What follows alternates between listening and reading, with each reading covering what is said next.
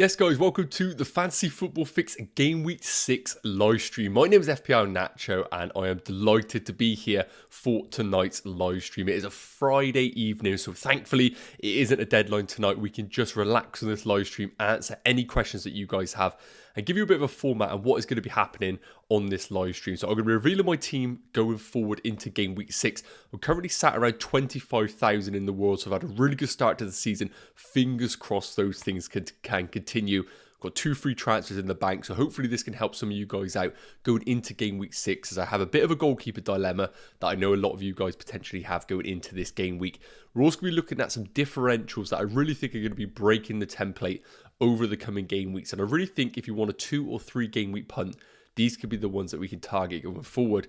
Then we're going to be looking at Rodrigo replacements and, of course, answering all your questions throughout this live stream. So make sure you are dropping in your questions throughout this live stream, and I'll be dipping in and out of the comments as we progress. I do apologise in advance. I have been ill all week, so if my voice does break, it is simply just because I got a bit of a cold. So I might just need to clear the airwaves, that's all. But of course, guys, if you are new around here, make sure you do hit that subscribe button. It is massively appreciated to everybody that has subscribed throughout this season so far. We have hit that 35,000 subscriber mark, so we are massively thankful to you guys for that. And if you are enjoying the stream, make sure you do drop a like. We always try to aim for 50 likes, so if you can continue that trend, that'll be massively appreciated, guys. So let me know if you are tuning in, guys, in the comment section. It'd be great to see who is involved. Some of the regulars, I'm sure, are in there. I can see Leapok here already in the chat. Replace Rodrigo with Harrison. Follow your heart and go for the player you want, except for Alvarez. Yeah, we are going to be touching specifically on Alvarez in this live stream, because I really do think that he is quite an interesting topic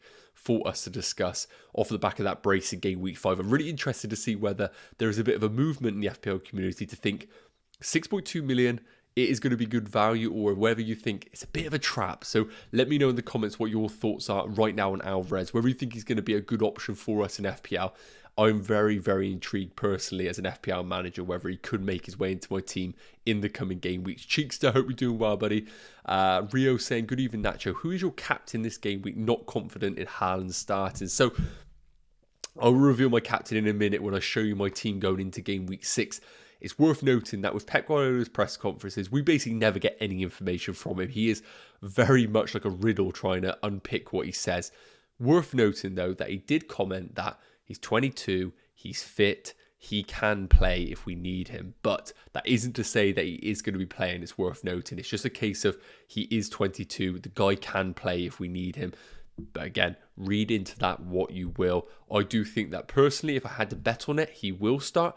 But honestly, guys, please do make your own decisions on your own back. Because when it comes to decisions based on minutes, unless we get concrete evidence that you need to go with your gut and you need to go with your own understanding and kind of conclusions on what that player and team will give that player based on minutes. So please do not take that as absolute concrete evidence, guys. And Dean Keller saying, I moved from Salah to KDB last week using my wildcard and captain KDB. It went very badly and now I've left myself with limited captain options this week.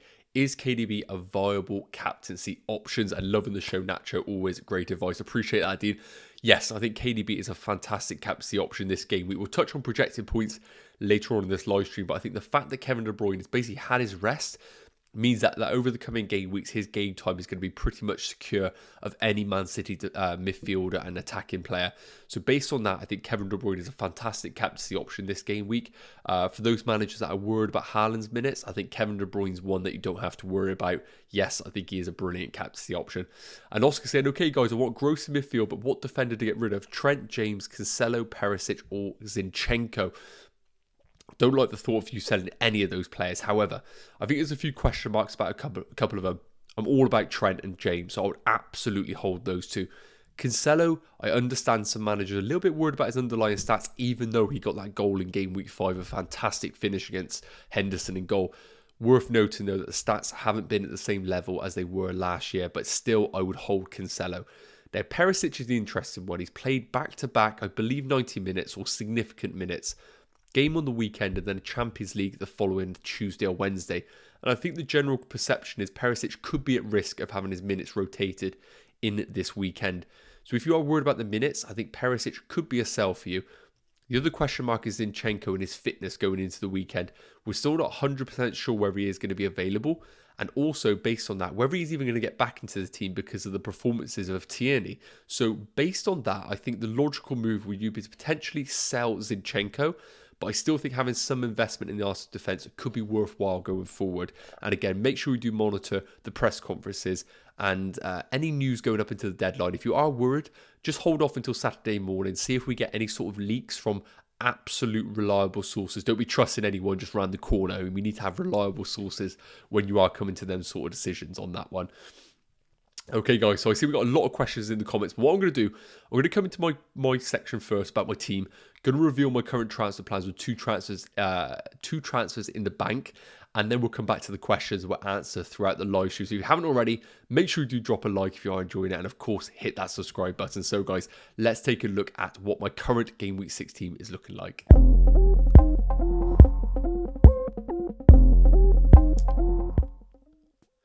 Right then, so this is how the team is looking, guys. So I am pretty happy with the starting 11 as we speak. It's been kind of a common theme for a lot of managers right now so far this season. The template team has been so strong as the season has progressed, as the game weeks have progressed, that basically it means that week in, week out, our premium assets, those that we've been able to afford, we want to play them every single game week. So there's only a couple of players that we kind of rotate in our teams. And it's very much the same again for me this week. The only thing about it is potential rotation for these players. Question marks about Haaland, question marks about potentially Kyle Walker, and I'd even put potential question marks about Cucurella. He's basically been a consistent performer throughout for Chelsea, but could this be an opportunity for Tuchel to put Chilwell into the mix? I'm not saying that is going to happen. I'm just thinking this could be an opportunity for Chilwell to get some minutes, but personally, I think this is a time where Chelsea need to bounce back. Hopefully, Cucurella has been one of those players that you can fall back on and get that performance against West Ham, because Chelsea are absolutely needing that result at home. So just going to quickly run through the team. You'll see that my goalkeeper is currently blanked out. A little bit of a clue on potentially one of my transfers going into game week 6. So the defence, double Man City defence, Cancelo and Walker. If they both do play, I'm happy with that away against Aston Villa. Villa offensively have been very, very poor. They're in the bottom half for expected goals. So I like that fixture away against Aston Villa. Trent away against Everton. He's been very, very inconsistent alongside Liverpool, but I would like to think that there is a potential haul against Everton in that fixture. And Cucurella I've touched on. I do like him against West Ham at home. Potential rotation risk, but I'm more than happy to start Cucurella at that risk there. Midfield, Salah, Diaz, absolutely staying in my team. Salah, yes, a few question marks about him, but I'm more than happy to keep him over at the coming game weeks. Pascal Gross, we bought him in for the long term. He is sticking in against that Leicester team who, right now, to be honest with you, look like Brendan Johnson is just going to be out the window. Right, apologies. Rodgers looks like he's going to be out the door very, very soon. So I'm happy with Pascal Gross right now. We're going to be touching on some Brighton assets as well later on in the live stream. And Martinelli ticking over lovely, an absolute FPL gem. And again, it's a bit annoying really. Obviously, if you're a Man United fan, you're delighted right now. But Man United on paper are starting to be a bit more of a difficult fixture right now. So while a few weeks back I was looking at Man United away and thinking this is a haul for Arsenal, it's going to be a trickier game now for Arsenal. So maybe we're not going to be seeing those big returns that we were anticipating originally from the likes of Martinelli and Gabriel Jesus. How can I look beyond Gabriel Jesus and Haaland right now? There's no chance I'm transferring either of those out in my team. So as you can see, based on that, my outfield players I'm absolutely delighted with. And you can see on the bench there, I'm actually currently benching Nico Williams, whereas a lot of managers right now are looking to bring him in to start him against that fantastic fixture at home to Bournemouth. Now, Nico Williams has been incredibly offensive, and also Nottingham Forest, they've had two very difficult fixtures, so I'm not trying to look at them in isolation off the back of their Man City and Tottenham performances. I really want to look at the kind of the time before that, and I think they were putting in decent defensive performances. And I think Nico Williams in particular could be on for a big haul at some point this season. I think we're all waiting for it. So, who was my goalkeeper? Well, Ramsdale was my goalkeeper between game weeks 1 and game weeks 5. However, with the current hamstring injury rumours that are going around, I don't know whether his injury status is going to be clear coming into game week 6.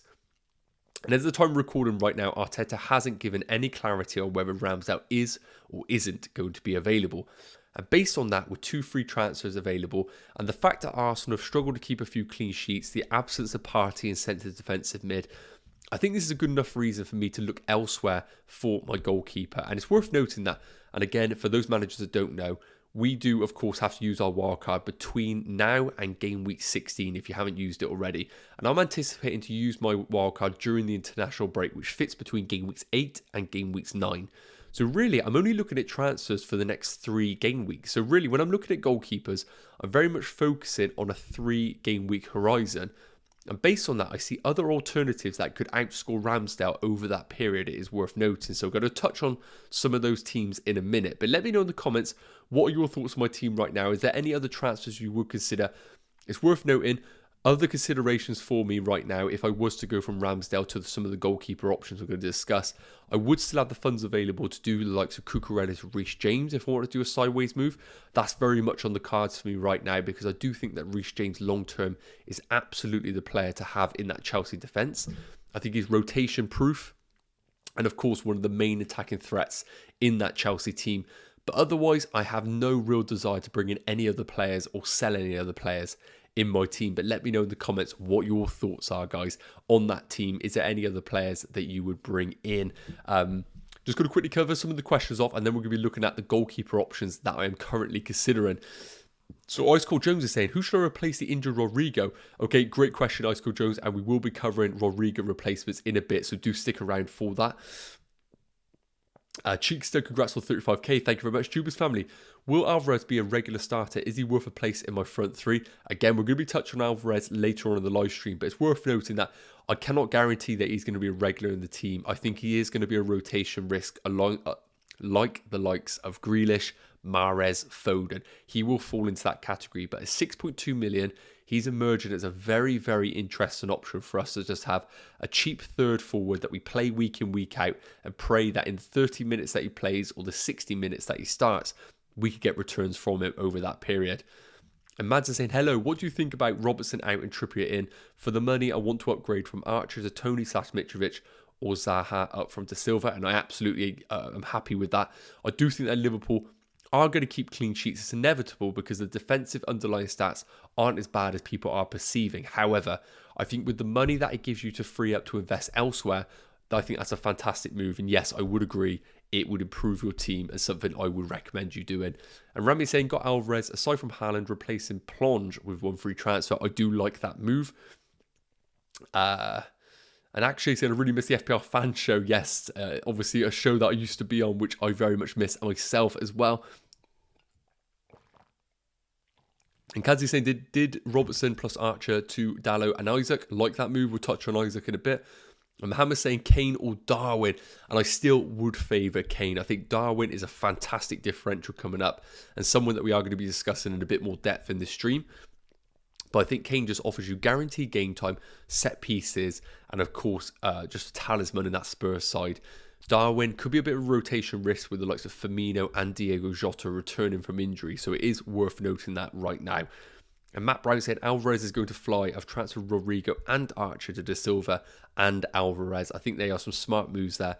I'm very, very interested in Alvarez right now. Somebody that I could go up to from the likes of Archer, but right now I'm just deliberating whether it is worth the risk or not. So guys, I can see there's plenty more questions in the chat here, but what I'm going to do is I'm going to show you my current deliberations for goalkeepers. I'm going to show you the fixtures for the teams that I'm considering and which one I'm currently falling on. Now, it's worth noting that I won't make any moves tonight. I'm one of those managers that doesn't make early moves unless I absolutely have to. So make sure you are checking out, obviously, on Twitter, FPL Nacho, and obviously following the live streams because that's where I do update my team the most. So let's take a look at the fixtures coming up. Okay, so we have on these graphics here the upcoming fixtures over the next 3 game weeks. And we filtered it by the best attacking fixtures and the best defensive fixtures.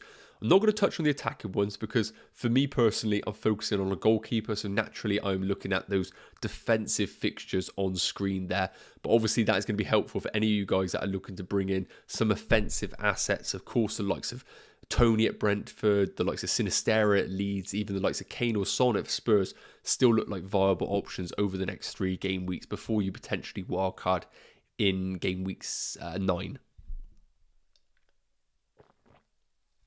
So defensively, guys, Liverpool have the 5th best defensive fixtures, but again, teams like Liverpool sometimes just a fixture proof almost because of how good they are this season. Is a little bit of a caveat, it's worth noting.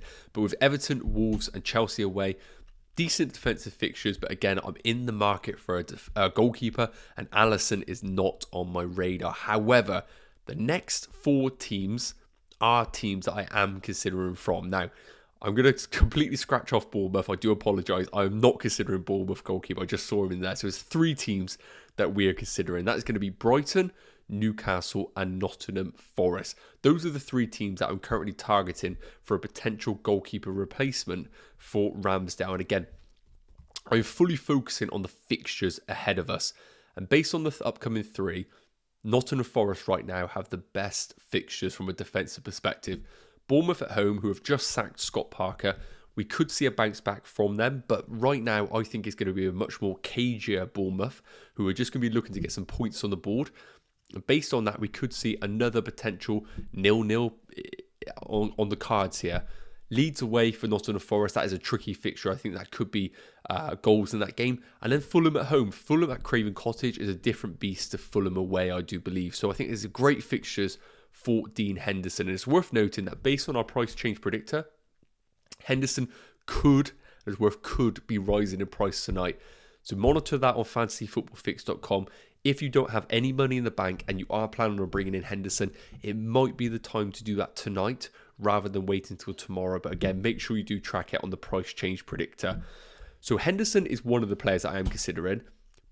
The thing about Henderson is he is cheaper, which is going to give me even more funds available to invest elsewhere in the team, which is obviously fantastic. Newcastle is going to be the home of Nick Pope. Now, I absolutely love Nick Pope as a potential option. Of course, he is the same price as Ramsdale, so you aren't going to get any money available in the bank if you do make the transfer. But with the fixtures coming up, Palace at home, I do think is a tricky fixture because of the form and the likes of Zaha is in right now. West Ham away is another tricky game. They were very unlucky not to get the win against Spurs, and I think that is going to be a trickier game than we are perceiving right now. And then Bournemouth at home in game week 8, which I think is a fantastic fixture for Trippier and Nick Pope owners. And last up, Brighton, probably the best defensive team right now at the ones that we're considering. The expected goals conceded have been very, very good for them, and they've been very consistent in their opening 5 game weeks. Leicester at home, again, a team that are almost a ticking time bomb for Rodgers to be sacked. I think that's a good opportunity for them to bounce back and get a good performance and potentially a clean sheet. Bournemouth away, again, a brilliant fixture. And then Crystal Palace at home. We've touched on them. They have danger men in the likes of Zaha, Eze, etc. So I think all 3 of them offer absolutely fantastic replacements for Ramsdale. And I'm pretty certain that I am going to be bringing one of these into my team. So now we need to look at the bit more kind of finer details of the goalkeepers and, of course, what differentiates them from being a good option to a great option. So first up, goalkeepers, of course, get an additional point for save points. Now, we're only looking at the opening 5 game weeks, so it's a very, very small sample size. But right now, Henderson has got 25 saves in the opening 5 game weeks, it's worth noting. Nick Pope 19 and Sanchez on 13. So Henderson's pretty much had double the amount of saves as Sanchez. But it's worth noting, of course, Henderson did have that very, very difficult fixture against Man City and that fixture against Spurs. So again, there was obviously a lot of shot volumes in those games and he was kept very, very busy. It's worth noting. And of course as well, bonus points can really make the difference between good goalkeepers and great goalkeepers. And so far this season, Henderson leads the way again on 5 bonus points, but it's worth noting that he has had 2 penalty saves so far this season, which is pretty much unheard of in 5 game weeks. So absolutely ridiculous from Henderson. I would take that one with a pinch of salt because he's not going to be saving penalties every single game week. Sanchez on 4 bonus points, and it's worth noting that he's actually scored those on 3 separate occasions, which is really, really promising considering we touched on how low his save volume is. So very, very interesting to see how the bonus points is kind of filtered around Sanchez and the way that he does distribute in that Brighton team. It looks like because of the passing tiers that he does get, does contribute towards the bonus points that he potentially could accumulate. And Nick Pope on 3 bonus points. And it's worth noting that all of those came in one single game week. So it hasn't been distributed throughout. That came in that one game week. I believe it was in game week 2, it's worth noting. So looking at that, Henderson kind of tops the tree for fixtures, saves, and bonus points. And right now, I think I am quite favouring Henderson. However, I think a lot of you right now that are listening probably do have a similar situation to myself if you are sat there with Ramsdale or looking in the market for another goalkeeper. But because of that man on screen, Nico Williams, my question is, do I want to have a double up in the Nottingham Forest defence over the next 3 fixtures? Now, part of me thinks it's not a problem at all because, for example, in this game week, I've got myself in a situation where Nico Williams is going to be first on my bench. So I haven't even got any Nottingham Forest coverage in my defence, whereas Henderson will come in and cover me for that. But on the other hand, do I want to go double up or do I want to expose myself to the Brighton or the Newcastle coverage? Because I know out there in the FPL community, there is heavy investment in the likes of Trippier and also in particular that Brighton defence. So it's very much which direction you want to go in right now. If you're a fixture man, I think there's viable options for all 3 of them. I think if we're looking at save point volume and accumulation, I think Henderson is probably the route you want to go for. Now, the one thing you guys obviously want to know is the projected points over the next 3 game weeks. That's what we all want to know because, of course, Fantasy Football Fix has that with the algorithm. So, over the next 3 game weeks, Pope is projected to score the most on 13.1. Sanchez on 13 and Henderson on 13. Honestly, you couldn't write it. You couldn't write it. There is 0.1 points between all 3 of them. So the fixtures are great for all of them. The underlying stats are good for all of them. And the projected points are good for all of them. So this just screams out to me that whatever decision we go for, we got to be content with the moves that we went for, honestly. So hopefully that has helped you guys in terms of the projected points going forward. It hasn't helped me. It hasn't helped me. If I had to pick one right now, I would be very tempted because I've already got money in the bank to go with Nick Pope and have kind of confidence in that Newcastle defence. Because if I had to back one, I do think Newcastle have the potential to keep more over the next 3. But Henderson, with those save points, I do think he could accumulate some big scores in the coming game weeks. I see that potentially away against Leeds, for example. So let me know in the comments, which one would you go for right now? I love Nick Pope as an option, but if I want more money in the bank, I think I am going to go for Henderson over Sanchez. But let me know in the comments, guys. So we're going to cover a few more questions, and then we're going to be looking at differentials over the coming game weeks. I do apologise if I have ignored some of your questions, guys. Let's get into it. So Great Michael saying, what do you think of Saliba to Cancelo, then Gross to Silva and Jesus to Alvarez? No, I do not like it. The main reason being is you're selling Gabriel Jesus, who's in fantastic form right now. While I like Alvarez, he's a bit of a rotation risk, so I would stick with what you have right now. Haaland for captain, yes, I think Haaland is a fantastic captaincy option, but you need to understand that there is potential rotation risk for him going into this game week.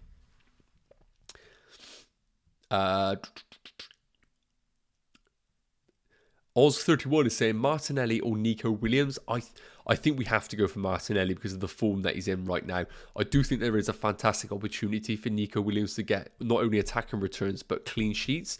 But I just think the form that Martinelli is in right now is very, very difficult to look past him as we speak. Jean-Pierre is saying Cucurella or James. If you have the money available, I absolutely would go for Reece James. Azaid saying, I have Sanchez and Nico Williams. Do I bring in Henderson instead of Sanchez? No. Hopefully that helped you out, that bit of kind of goalkeeper analysis. If you have Sanchez, he's absolutely fine to hold on over the longer term. Diaz or Zaha, a very interesting discussion. I still would favour Diaz. However, if you need money in the bank, I think Zaha is a fantastic alternative to him. He's in fantastic form. Crystal Palace as well as a team are looking very, very good. And Zach is saying, should I start Perisic or Saliba? I think that I would favour Saliba right now. Oof. Okay, if you told me that both are going to play 90 minutes, the answer is absolutely Perisic. But I think there's a few worries in the community about rotation for Perisic because he's played a lot of minutes over the last 2 fixtures and a Champions League game coming up midweek. So I would almost be tempted to start Perisic, hoping that he starts. And then if he doesn't, Saliba comes in and backs him up. If you get 20 minutes of Perisic, it's kind of the risk that you take when you do own him as an FPL option.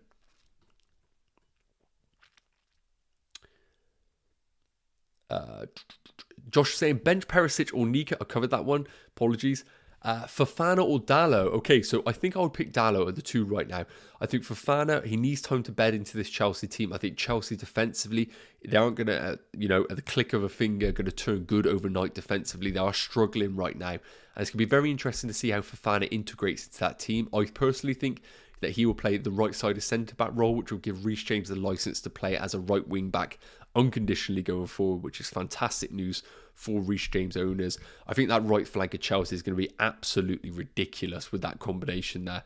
But Dalot, I think, is actually going under the radar as a decent option. So I think Dalot will be the option for me right now going forward. And actually saying, who's my best 11 and bench order for this game week? Pope, Nico Williams, James, Trent, Luis Diaz, McAllister, subs, Mitrovic, Saliba and Dalot. Oof, it's a very tricky one there because your squad is so very well rounded. I think it's criminal that you're benching Mitrovic, but I understand it because you have other fantastic options available in your team. I think looking at the fixtures for this week with Fulham's game away against Spurs, I think there's probably a good argument to bench Mitrovic there, but we've seen that he could do it in any game. And with Man United's fixture that they have at home to Arsenal, I wouldn't be starting Dalot. So yes, I agree with your starting lineup. I just think Mitrovic could be a replacement for McAllister if I personally was doing your team, and I'd have McAllister for a sub. And Dean saying, would you choose Haaland or KDB as captain if you had the option? For this game week, I probably would choose KDB, it's worth noting. I just think because of the potential risk of Haaland, and we know KDB basically got his rest in game week 5, I would be more than happy to go for KDB as the captaincy option. So guys, please do drop a like if you are watching. I see we've got over 100 viewers here. Can we get to 50 likes? That would be much appreciated. So we've covered my team. Goalkeeper-wise transfers, I'm looking at Henderson, Pope or Sanchez. Projected points, they are all looking fantastic. Fixtures are all looking fantastic. Bonus points are looking good for them. It is so tough to pick one. But right now, I think if I was picking one, I am slightly tempted by Nick Pope. But Henderson is the cash cow, which I am very, very tempted by as well. So let me know in the comments, guys. So next up, and you could tell I don't know what I'm talking about in terms of which one, because I'm just saying the same one over and over again. So next up, guys, we're going to be looking at differentials that could break the template over the next few game weeks. Okay, so these are the low ownership players that I really think we all need to have on our radar as we speak. So, of course, Darwin coming back from his suspension after that ridiculous headbutt. Alvarez at Man City, the talk of the town right now off the back of that fantastic brace against Nottingham Forest. Isak, that debut goal for Newcastle against Liverpool, absolutely on the radar. With Callum Wilson being absent due to injury, Isak's minutes are expected to be decent over the coming game weeks. And Sinistera, again, another debut for Leeds. Had his debut in the Cup, had his league debut on the midweek. Started off with a goal, fantastic underlying stats, and looking like a fantastic option going forward in that Leeds team. So all 4 of these, I think, are really great options going forward for any manager who is looking to be slightly different with their teams, because I know the common narrative in FPL right now has been kind of about how teams are so template, and because of the current injuries to the likes of Rodrigo and players like that, some managers want to go slightly different over the next few game weeks before they wildcard. And I think these 4 players here offer that alternative route for them to consider, because sometimes when you go differential, you go for really risky players who don't necessarily offer much potential. And I think with these players, they not only offer potential minutes, but also incredible ceilings for FPL. So I think all of these are definitely considerations, even for the most kind of conservative managers, which I would put myself under that bracket right now. So it's worth noting that all of these have got ridiculously small sample sizes. So it's very, very tough to come to any conclusions when we are viewing these players. As I mentioned, Isak and Sinistera have only played 1 league game. So it's very, very tough to come to any sort of concrete decisions. Apologies, guys, about that Coke. When we are analysing these 4 players. So a quick cover on their stats per 90. Darwin is dominating in every department, but that is expected because of what he has done in the short spell that he's been at Liverpool. 11.5 expected FPL points, 1.74 expected goals, 0.58 expected assists. Unbelievable underlying stats there for the Liverpool forward. Big question mark about Darwin. Again, it's worth noting the pros and cons here is that there is potential rotation. We don't know whether he's going to be integrated straight back into the team. Firmino has been very, very good in his absence. And we also have Diego Jota returning to training. And we are anticipating to be included in the squad in the near future. So if you are in the market for Darwin, yes, I do think that he will be eventually the first choice forward. But because of what he's done, is Klopp going to just force him straight into the team? I don't think that's an absolute guarantee. And because of that, I think that's definitely a question mark that we need to consider right now if we are having Darwin in our conversations going forward. But at 8.9 million, he is the premium of the ones that we're discussing here. And at 7.1% ownership, the higher of the ownerships when we are looking at potential punts and differentials. Now, at the other end of the scale, Alvarez at 6.2 million and 1.8% ownership is absolutely the talk of the town right now. And somebody that I think I didn't entertain at all over the past few hours, but in the last 20 minutes or so, it started to twig to me that this could be an opportunity for us that we need to jump on early. Now, as I mentioned, very, very small sample size, but 0.5 XG per 90. Again, guys, you have to remember this is per 90. So when Darwin is posting those sort of XG stats, it's ridiculous. And 0.19 expected assists for Alvarez is fantastic. Now, are we going to get game time with Alvarez week in, week out? I think there's definitely a potential for that now. In the tougher games coming up for Man City, I think he will fall back on the players that he has tried and tested. We know with that front three that Haaland is going to be starting down the middle pretty much every game week. And then he has the likes of Foden, Grealish, Mahrez and Alvarez all to entertain those wing positions. But if he is seeing fantastic things from Alvarez, there's nothing to say that he potentially isn't going to put that kind of confidence in him to start some of the fixtures coming up. And when we do look at some of the fixtures coming up for Man City, they currently have Aston Villa away, then a tricky game against Spurs, which I do think he will fall back on those experienced players to get the result. Wolves away, Man United at home, and Southampton at home. So there's definitely opportunities there for the likes of Alvarez, who is inexperienced, to get game time in the likes of Aston Villa, Wolves, and Southampton. So I think if we are anticipating Alvarez as a transfer into your teams, similar to Darwin, we need to remember that there is absolutely a rotation risk with that player. But at 6.2 million as a third forward in your team, I think is something we absolutely have to discuss. Now, in terms of a team structure-wise, it might be difficult to accommodate because I think a lot of people right now have Haaland, Gabriel Jesus, and a 4.5 million forward. So you're going to have to somehow source about 1.7 million. But if you are in the transfers right now and you're selling the likes of Robertson and you're coming down all the way to somebody like a Dunk at Brighton or even someone like Cucurella at Chelsea, you suddenly got yourself about 2 million in the bank. And if you do want to go for those punts, going up from the 4.5 million forward into someone like Alvarez could be a really nice sideways move if you are happy to take the risk of that potential rotation risk.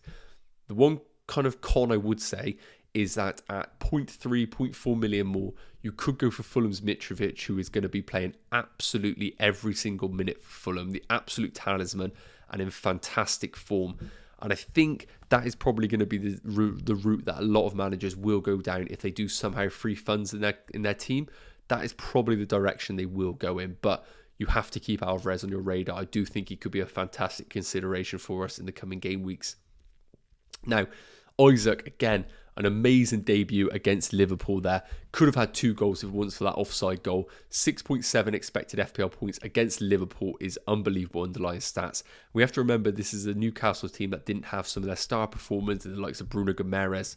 So there's good things to come from this Newcastle team. And the fixtures coming up are some of the best going forward over the next 3 game weeks. Crystal Palace at home, West Ham away, Bournemouth at home, and then after that, Fulham away and Brentford at home.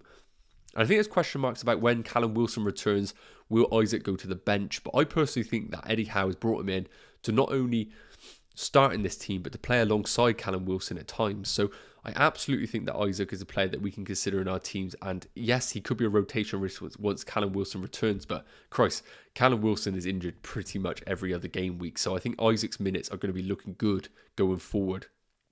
7 million, again, a very difficult price to accommodate because Mitrovic is obviously cheaper, guaranteed game time in a Fulham team that relies on him. So Isak might be a tougher sell for managers, but honestly, with those fixtures coming up, I think it's a fantastic move for managers. They want to go a little bit different over the next 3. Last up, Sinistera at Leeds. 8.67 expected FPL points, 0.46 expected goals. The guy they've brought in to basically replace Rafinha, I've seen really, really good things from him. And it's 6.5 million. Falls into that very, very difficult category right now because you've got the likes of Ward-Prowse, who are very, very consistent returners FPL-wise. Cheaper, we got a Martinelli at 6.4. Well, of course, I'm going to prefer Martinelli over Sinistera. But again, if we are in the market for a little bit of an alternative, I think Sinistera is a fantastic option. A lot of managers out there are currently sat with Rodrigo.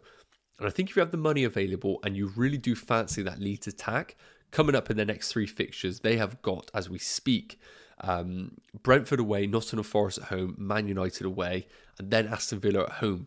So I think the fixtures are decent for Leeds, and I like the Leeds attack as well. And with the absence of Rodrigo, I think Bamford probably will get introduced back into the team.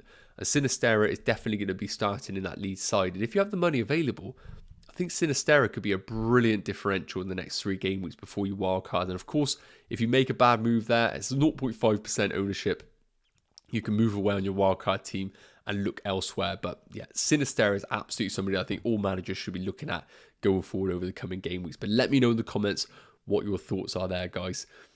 So let's take a look at a few more questions here, guys, and then we'll come into some 5.5 million midfielders that I think are good Rodrigo alternatives to consider for our teams. So Ian's saying Cucurella or Trippier. I would actually go for Trippier. As long as he is confirmed to be absolutely fit and fine, I think Trippier offers the attack and returns and in a good Newcastle defence with fantastic fixtures. So I would go for Trippier of the 2. Which is the best option for defence? Saliba or Dalot or Trippier or Fofana or Dunk? I would go for that lot. I would go for Trippier over the next 3. I think it offers both the attacking and defensive returns available. Bogdan saying, I have Harrison at the moment. Is bringing Gross a better idea for the next 3 game weeks? Or should I stay with Harrison and save 1 free transfer? I personally think I would stick with Harrison over the coming game weeks. Now, based on projected points over the next 3 game weeks, Harrison is predicted to score, let me just try and get that for you a minute. So Harrison is predicted to score 12.2 points and Pascal Gross is predicted to score 10.5. So if you're on Harrison, based on our projections, he looks like the better option. So absolutely would roll with free transfer if you have that option available to you. Robertson to Trent for a -4. No, I would not make that move, Jake, personally. Not for a -4. If it was a free transfer, then I would consider that move. Ian, Haaland and Alvarez together, start them both equals guaranteed 90 minutes. No, Ian, you would think it because I don't think the false 9 option is now a strategy for Man City. I think there are going to be Champions League games potentially where they may accommodate that if Haaland is injured. But I think it's either Haaland or Alvarez down the middle. I think that is absolutely a theory that we can kind of agree on.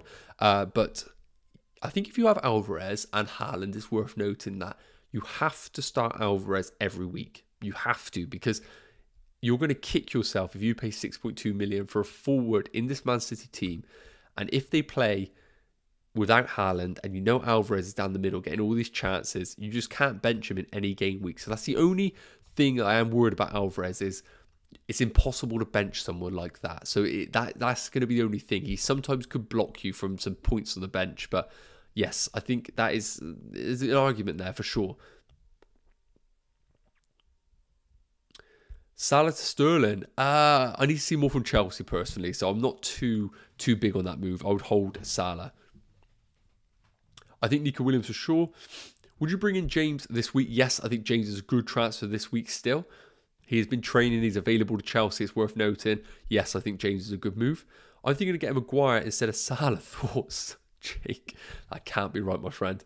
Hayden, 2 out of Nico, Perisic or Saliba. I would start Nico and Perisic, I think, and pray that Saliba, pray that if Perisic doesn't play, that he plays no minutes and you get Saliba into your team. Isak or Mitrovic or Tony long term. Okay, so if I was looking long term, I think with the fixtures that turn for Fulham, I would probably have Mitrovic number 1. I would probably have Tony 2 and Isak 3. Now, it's worth noting that with the fixtures for Brentford over the long term, while they over the next few game weeks have really, really good fixtures, I believe that around game weeks No, okay. Brentford have good long-term fixtures, worth noting. So I would go for Mitrovic #1 because he's in fantastic form. The fixtures go really good long-term for Fulham in a bit. I would then go for Tony 2 and Isak 3. But it's worth noting that Isak could very easily jump to 1 if he does continue the trend that he showed against Liverpool. So, yeah, that's kind of the route that I'm going for right now, just because we got so little information on Isak right now as we speak. Ash, hope you're doing well, buddy. Nacho, thanks for the advice. Always helpful. I will definitely go for Sanchez. I have Pope as my main rival, has Sanchez. Yeah, that's a really good point there. Bought in Firmino when Darwin got suspended. Bring Darwin back in or wait. I think we need to see a little bit more right now from I personally, although I recommended Darwin, would want to see him actually start first and foremost. I think the Everton game is going to be a very, very interesting one right now because we don't know whether Firmino has been loyal, obviously, with Klopp. He could look at him and think, this is the guy for me until Darwin proves himself. Not proves himself, but he's not. I don't know where he's going to make it easy for Darwin. Just be like, yep, you're back in the team. I think Firmino could easily start against Everton. So I wouldn't be rushing to Darwin. But once he does start, then I think that's the time to move in on Darwin. I think with the return of Diogo Jota, we could be question marks about Darwin's minutes as well from time to time. TRCBC, do I sell Odegaard and Ramsdale? I only have one transfer, so if I sell both, I'll end up taking a -4.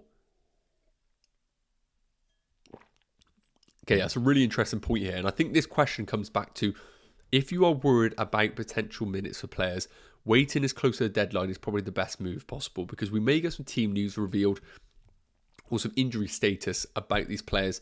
We sometimes get some press conference embargoes that come out later on in the evening. So of the two right now, I don't know the status on Odegaard as we speak. I know that he is going to be pushed for fitness going into that game. I wouldn't be looking to take a -4. Wait until the deadline to see if we get any more information. I would be reluctant to sell Odegaard. I'll be more happy to sell Ramsdale and get a keeper between the sticks.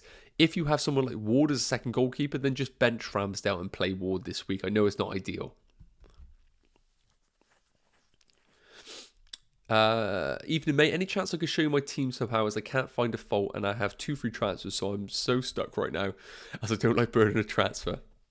Yes, buddy, you can drop me a DM on FPL Nacho if you don't want to do it on the stream. Jake, is Robertson plus Perisic out for Trent and Espinu and for -4 worth it? We need to get the update on the Brighton defender. I'm not going to pronounce him again. So until I know that data right now, I'm not going to suggest that. And for a -4, I just think it's a little bit sideways. Do I bring Trippier instead of Cucurella long term? I think it's a luxury transfer personally. But if you are worried about Cucurella's minutes this week, then yes, I think over the next 3, it could repay itself. But I think it's a very much a luxury move for your teams. And Petro saying, try in Jesus, Alvarez and Haaland front 3. Petro, I think that could be a fantastic differential front 3 over the coming game weeks. And Chris was saying, well, do you think Fofana will start this week? I think the position that Chelsea are in right now, defensively, the back 4 just doesn't work with a Thiago Silva, Koulibaly double. I think the back 3 enables Cucurella, Reece James or Chilwell to be part of that attacking line, which clearly is disjointed with Sterling, Havertz, Mason Mount, Ziyech. The midfield 2 don't contribute any goals, so they need the wing-backs to be the ones who are heavily influencing the attacks. And we saw with the back 4 that they played against Southampton that they didn't get the luxury to do that. I think the back 3 is key to Tuchel's system and Chelsea as a whole. So based on that, I think he will fast-track Fofana into the team and basically will operate a back 3 of Koulibaly, Thiago Silva and Fofana. Or he may even get desperate and just operate somewhere like Trevor Chalobah or Azpilicueta as a right-sided centre-back against somebody like West Ham. Antonio is a worry because of his runs in behind similar to Bowen. But I think with Fofana, he is match fit. He is ready to go. I do anticipate him to start for Chelsea. And at 4.4 million, once he gets game time, he could be a really good option into that Chelsea defence. I think the big conclusion we have to come to here is Fofana's signing is fantastic for Reece James owners. Reece James, going into this season, hasn't got any question marks about him. He is essential to Tuchel's team and to Chelsea getting into the top 4 this season. The rotation with Azpilicueta, while it was common last year, I don't anticipate it to be common this year. Azpilicueta is there for easier Champions League fixtures and midweek fixtures where the schedule is ridiculous for Chelsea. Reece James is as essential as they come, similar to Kane at Spurs. similar to Haaland at Man City. Reece James is the most important player at Chelsea right now. I think Tuchel is now understanding that. And I think Fofana's signing is fantastic for Reece James, as it means his minutes at right wing back are only going to increase. Sorry about that rant. I'm a Chelsea fan and it's really pissed me off the last few weeks. Jacob, could I take out Ramsdale and who would you suggest to bring in? Jacob, I recommend you just rewinding this live stream. About 20 minutes, I've done a deep dive on who my thoughts are on the best goalkeeper is for a Ramsdale replacement, as I'm in your exact same position. And Tor saying, great stream, thank you very much. What's the best Rodrigo replacement? I have 1.1 million in the bank and I'm torn between Zaha and Pascal Gross. Now, I think if you had the money available, I think Zaha is always going to be my preference. And it's all about the time horizon that you're looking at. So if you are anticipating a wildcard in game week 9, for example, then we're only looking at the next 3. And based on the next 3 game weeks, Zaha is predicted to score 12.1 points, whereas Pascal Gross is predicted to score 10.5. And I think also with Zaha, the form that he's in right now, I think is much more of an exciting pick for you to go for Wilfried Zaha. But again, it's all about what the money accommodates for you. If Pascal Gross going cheaper enables you to have more money in the bank to invest elsewhere in your team and upgrade, then I think that's a wise move. So it's all about what kind of the money in the bank will do for the rest of your squad. Otherwise, if it's a straight shootout between Zaha and Pascal Gross, I would opt for for Zaha as your option. Walker or Trippier? So Jay, I think if I was picking one right now, I would actually go for Trippier over the next 3 game weeks. I think he has the attacking potential that could make up for the potential clean sheet wipeouts that you may anticipate Walker does get. And guys, you're teasing me in the live stream here. We're 46 likes. If you get us to 50 by the end of this live stream, that would be massively appreciated. We always do try to get there on that one. Ian saying, yes, mate, again on Haaland, Alvarez. City will only start one of them, but in FPL terms, you have both to start them. You're pretty much guaranteed 90 minutes for a City forward. Yeah, good point. Wayne saying, would you transfer out KDB for Sterling for free or roll? I would absolutely not sell KDB for Sterling. I think it's a fantastic game for Man City against Aston Villa. KDB got rested in game week 5. He's going to play in game week 6 unless there was an injury picked up, which I haven't heard anything about. So KDB is a fantastic option and a captaincy differential as well this week. Neves, no, not a consideration for FPL. Haaland or Salah captain. Now, this is very much about what kind of manager you are. If you are anticipating Haaland to start, I think it's very difficult to look past Haaland. Now, just to give you an idea on the projected points for this game week in isolation. I haven't got a slide for it. I do apologise. So you're going to have to listen to my luxury Bristolian tones. Kane is predicted to score the most points on 6.5. Son, surprisingly, is second best at 6.4. Haaland, 6.2 projected points, and Salah at 5.8. So, of course, these are based on the expected minutes, and we are anticipating Haaland to do well with the expected minutes that he does have. So, take that with what you will. I personally, right now, have the captaincy on Haaland. I think he does start, but again, please only make your decisions based on your assumptions of minutes, because everybody has different anticipations, conclusions on what the likes of Pep Guardiola would do. The one thing I can say is, well, it's another conversation. Will Salah definitely start? The turnaround for Liverpool playing 98 minutes midweek, followed by, I believe, a Saturday morning kickoff, lunchtime, yes. Saturday morning kickoff. So the turnaround for Liverpool has been very, very swift. They played Wednesday evening. They now play Saturday morning. Is there definitely a question mark about Salah? I think that's worth considering as well. More price of Rashford or St. Maximin? You know, I think the injury worry of St. Maximin is worth noting. So I probably would go for Rashford. But there's big risk about Rashford. I'll be doing it in the hope that he finds form. Between Harrison and Dunk, who will score more points this game week? Very, very difficult, that one, because you're comparing 2 different positions. Look, I think with the fixture for Brighton that they do have, it's very, very difficult, that one. Where is Brighton on here? Home to Leicester. Leicester are incredibly disjointed, but they're always good for a goal. Harrison against Brentford. Tricky Brentford at home. I would probably go for Dunk at the 2.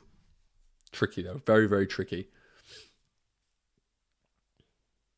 Should I bring Dunk instead of Walker for next 2 to 3 game weeks since Brighton's defensive fixtures are good and Walker might be benched in 1 or 2 games? If you're anticipating Walker to be benched in the next 1 or 2, then I think it's a good move. But otherwise, I would just stick with Walker and hope for the best personally. Gina, should I get Alvarez over Tony or Gabriel Jesus? No, I would hold both Tony and Jesus. I think Alvarez is an option for managers if they have money in the bank and they're upgrading a 4.5 million forward to him. I wouldn't be downgrading some of those premium assets or even Tony over the coming game weeks personally. Benjamin White, as games start to get more difficult for Arsenal, is there room to sell Jesus? There are so many great forwards options. Yes, I think there's always going to be a time where Gabriel Jesus' time horizon does come to an end. But looking at the fixtures coming up for Arsenal, look, game week 6, they have a fixture against Man United, then Everton, Brentford, Spurs, Liverpool, Leeds, Man City, Southampton. So I think there's definitely an argument when you wildcard, when we got the likes of Spurs, Liverpool, Leeds and Man City in the next 4, you could come away from Gabriel Jesus if you are anticipating results there. However, Arsenal are looking good offensively. Jesus is looking fantastic value. I would question who is offering better value, pound for pound value over that period. So I would hold Jesus for the next 3. When we look to wildcard, if people do go for that strategy around game week 9, then we could look at maybe moving away from Gabriel Jesus. But I think it's going to take a very, very brave manager to do so. Samuel saying, great stream, Trossard or Gross? Very, very difficult here because I don't know whether a formation change is making Trossard a better or worse option. I would probably still fancy Gross, but I don't have a concrete answer for you there. I do apologise. Ara saying, should I keep Gundogan? Why, when I don't have Martinelli and Gross in my team? I would make Martinelli a bit more of a priority for you.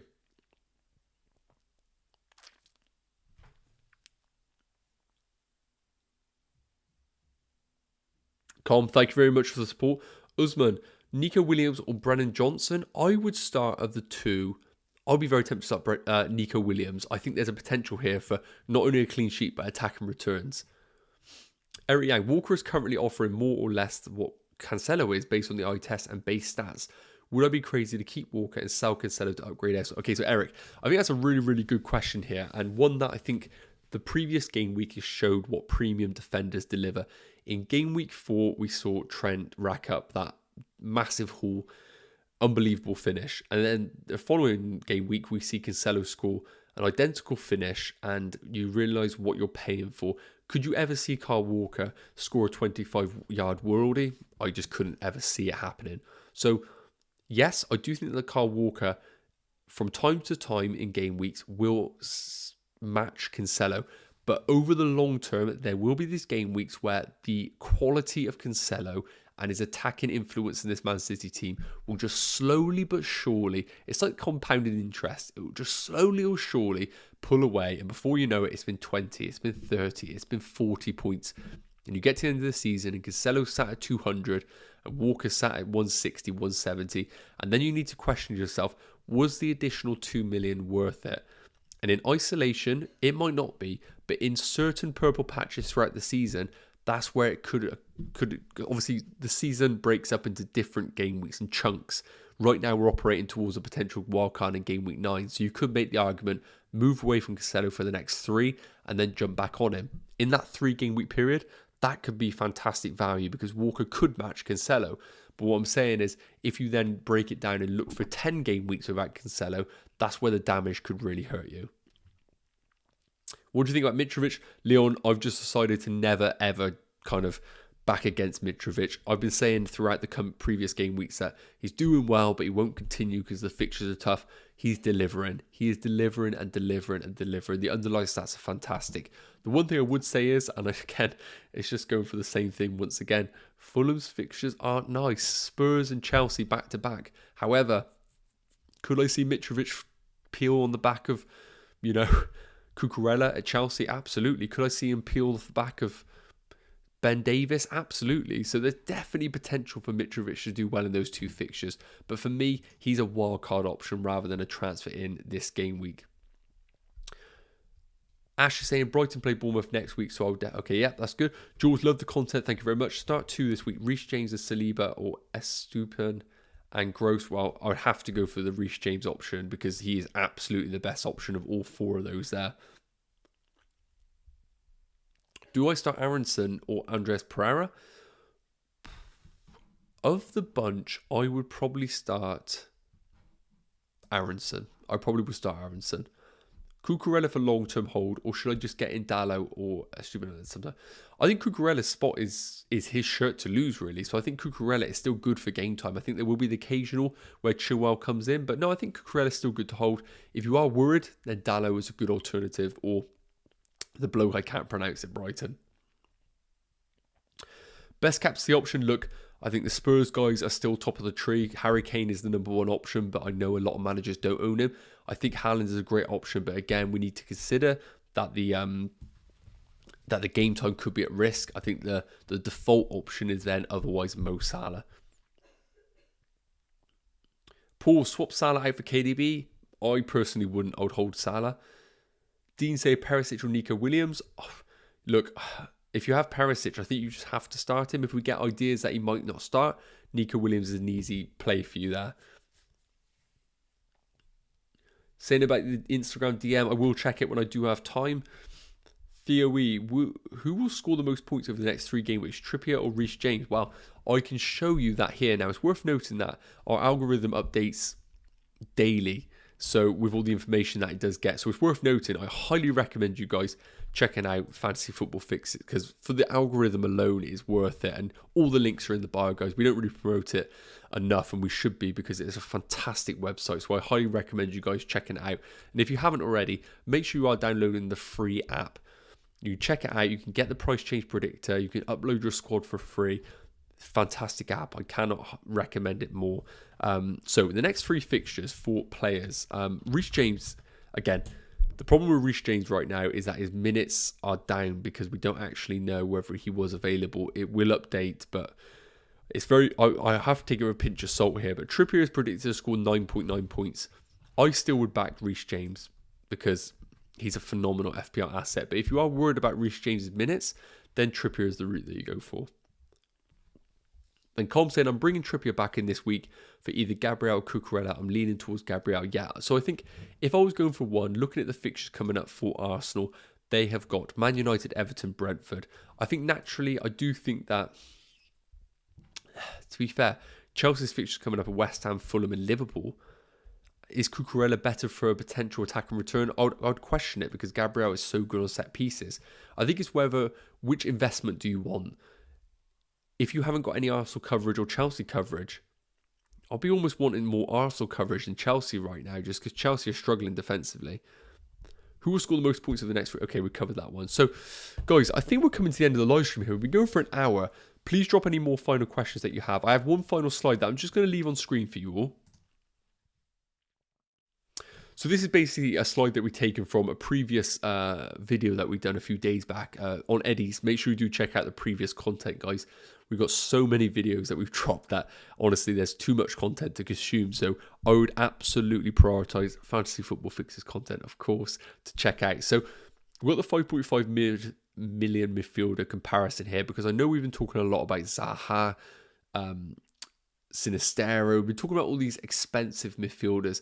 5.5 million midfielders don't get talked about enough, and I think the likes of McAllister, the likes of Gordon, Eze, Aronson aren't getting enough hype right now, and in particular someone like Gordon, who's been ticking over really, really nicely so far this season. Obviously the rumours have dropped off about going to Chelsea, the deadline is passed, they can focus on Gordon being an influential part of that Everton team. So I do think Everton's Gordon is worth considering.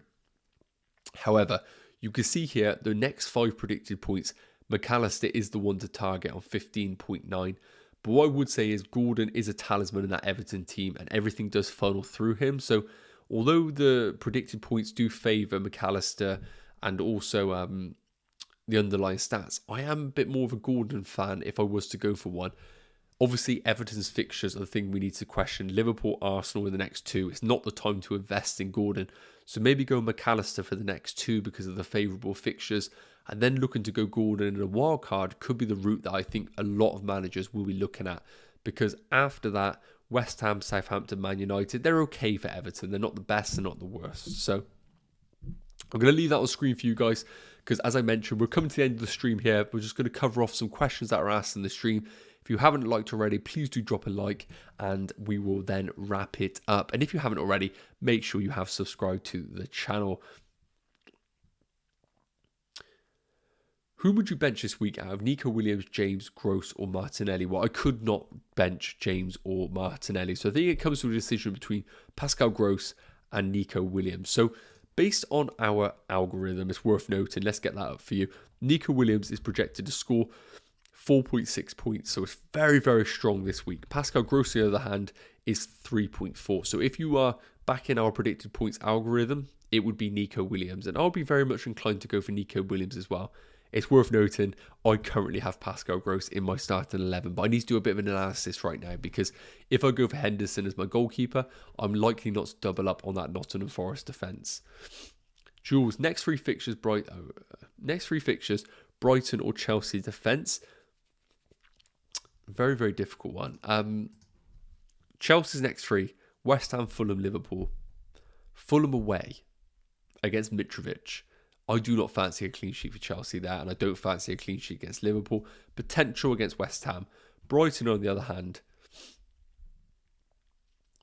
Leicester at home, who are in disarray right now. Bournemouth away, who are just trying to accumulate points under no manager as we speak. And Crystal Palace at home. I would fancy Brighton, to be honest with you. I think Fulham away is an absolute bogey game. I will be astonished if Chelsea could be clean sheet there. Do you think I should start Dalot over James because of lack of minutes? No, I would start James. Aaron, should I keep Saliba or sell for Stones? Or sell Patterson for Nico Williams as a bench option?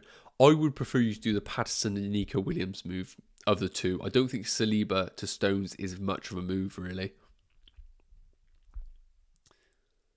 Eric, it's not looking good for us non-Haaland owners. What would be the best way to catch up, in your opinion? Stay big at the back, go for 3 premiums, or bank on midfielders that are in form? Eric, it's going to be very much about what your team is looking like right now. I do think that Haaland is a fantastic option, though, and I do think that having either Haaland or Kane as a team structure is quite important going forward, because he gives you the opportunity to come down to these potential options as well, like Darwin, if you do want to go there. So, yeah, I think it's going to be about your team on what direction to go for, but you need to back the strategy, really. Yes, the premium forwards are coming good, but doesn't mean that the defensive options can't be good as well for you.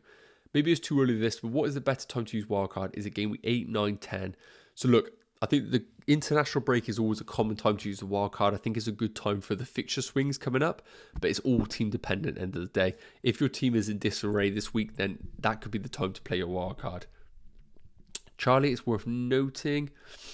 I'm not sure what you mentioned, Charlie. I do apologise. JB, I can't decide to captain Haaland or Salah. It's very annoying. Look, I think it's all about what kind of manager you are. If you anticipate Haaland to play, I think you have to go Haaland. Nico Williams and Pope or Trippier and Henderson? I would go for Trippier and Henderson of the two. Cena, Stupinan or Dunk? Trossard or McAllister? I'd probably go for Stupinan over Dunk, but he's a bit of an injury risk, so based on that, I would go for Dunk. Trossard or McAllister? If you've got the money available, I'll go Trossard. Dean, I have the option to sell Robertson for Cancelo or James. Which of the three would you want this week? I would go for James, personally. Any goalkeeper replacement, planning to remove Ramsdale?